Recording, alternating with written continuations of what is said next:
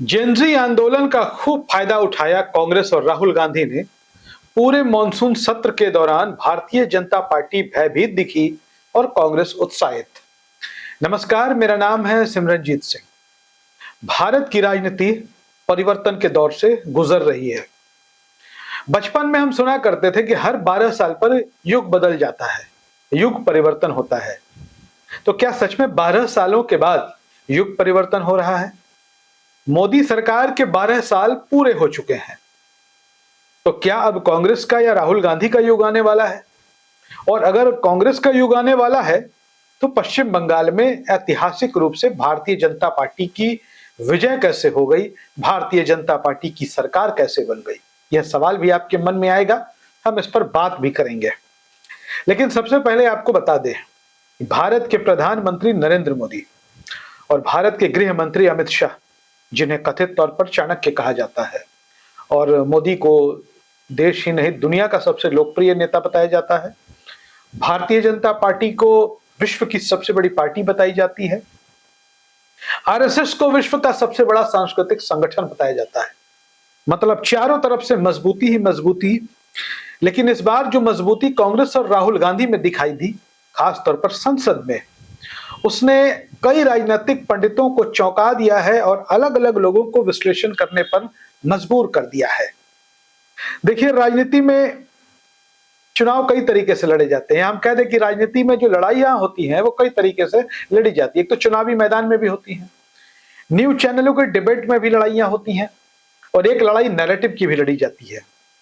Narrative की जो लड़ाई होती है वो लोग गढ़ते हैं, और पता नहीं इसके पीछे अगर आप जाएंगे, इसके मनोविज्ञान को समझेंगे तो आपको पता भी नहीं चलेगा कि कैसे नैरेटिव गढ़ दिया गया। राहुल गांधी को एक दौर में पप्पू कहा गया, ये नैरेटिव बना, स्थापित हुआ।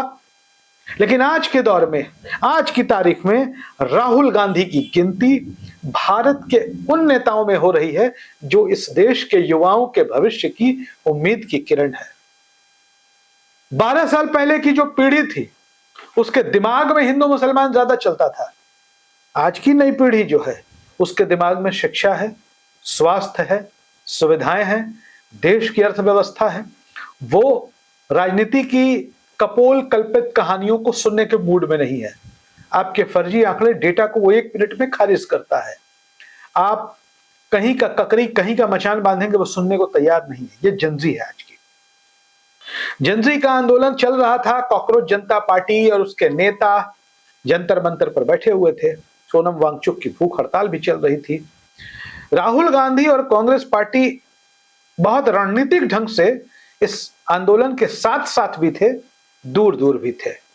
राहुल गांधी की जो ताकत थी, जो हैसियत थी, उसका उन्होंने भरपूर इस्तेमाल किया लोकसभा में प्रतिपक्ष के नेता के तौर पर। बंगाल में ऐतिहासिक रूप से बीजेपी की सत्ता आ गई। उसके बाद बंगाल में जो तृणमूल कांग्रेस में जो टूट हुई ममता बनर्जी की पार्टी में, वो भी सबने देखा। भारतीय जनता पार्टी के हौसले बुलंद थे, आसमान पर, 7वें आसमान पर। उधर महाराष्ट्र में शिवसेना, उद्धव ठाकरे गुट के भी सांसदों को तोड़ लिया गया, हौसले और ज्यादा आसमान पर चले गए। लेकिन राहुल गांधी जो थे, उनका कॉन्फिडेंस डगमगा नहीं रहा था।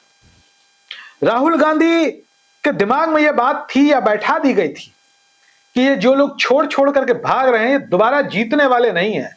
वोट पड़ा ममता बनर्जी के नाम पर, वोट पड़ा उद्धव ठाकरे के नाम पर, वोट पड़ा बीजेपी के खिलाफ में, और आपको क्या लगता है कि आप अगली बार चुनाव जीत जाएंगे?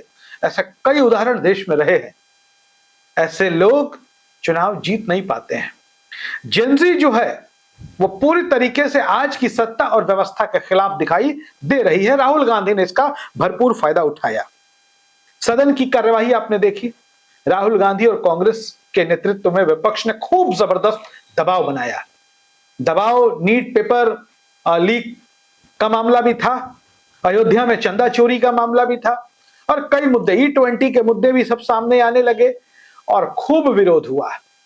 और इस कदर विरोध हुआ कि भारतीय जनता पार्टी ने चुपचाप जैसे तैसे इस मानसून सत्र को बिताया। उसके बाद क्या हुआ? एक तो करेला ऊपर से नीम चढ़ा। बांकीपुर और दतिया में उपचुनाव हो गए।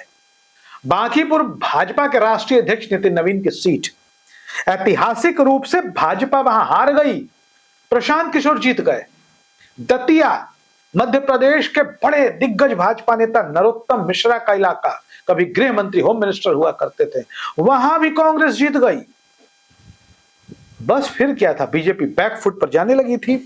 राहुल गांधी के सख्त तेवरों ने बीजेपी को अपने कदम पीछे खींचने पड़े। हालांकि कई लोग कह रहे हैं कि अमित शाह चाणक्य हैं, अगर वो आज शांत हैं तो इससे आप हैरान मत होइए, हो सकता है उन्होंने अपने 2 कदम पीछे खींचे, हो सकता है, हो ही सकता है कि 2 कदम उन्होंने पीछे खींचे हो। लेकिन आज जो दिखा वो ये है कि संसद का मानसून सत्र समाप्त हो गया, एक दिन भी कायदे से संसद नहीं चली, और इसके साथ ही महिला आरक्षण परिसीमन विधेयक से बीजेपी की सरकार ने, नरेंद्र मोदी की सरकार ने दूरी बनाए रखने में भलाई समझी, इससे वो दूर ही रहे।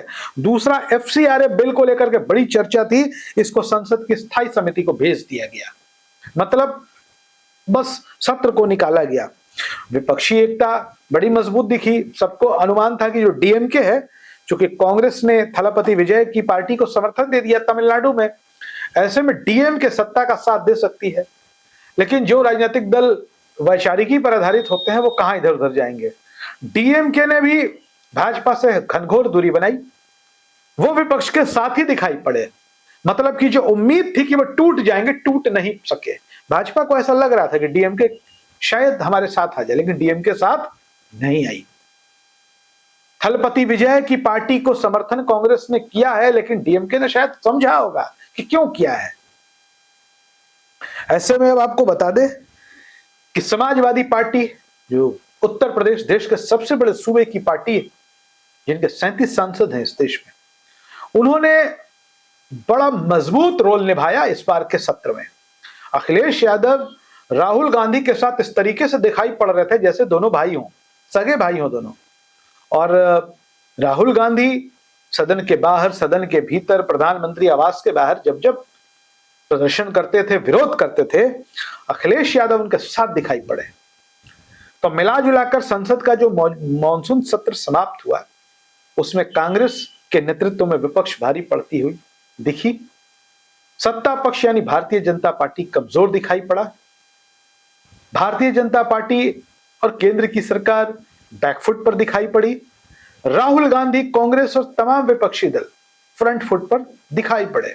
मुद्दे बहुत सारे थे, इसके बाद भी कांग्रेस ने जो है बड़े मजबूत तरीके से सदन में अपना दबाव बनाए रखा। यह बड़ी बात है और यह भविष्य की राजनीति की ओर संकेत दे रही है। आप इस विषय में क्या सोचते हैं? अपनी राय कमेंट बॉक्स में जरूर लिखिए। धन्यवाद।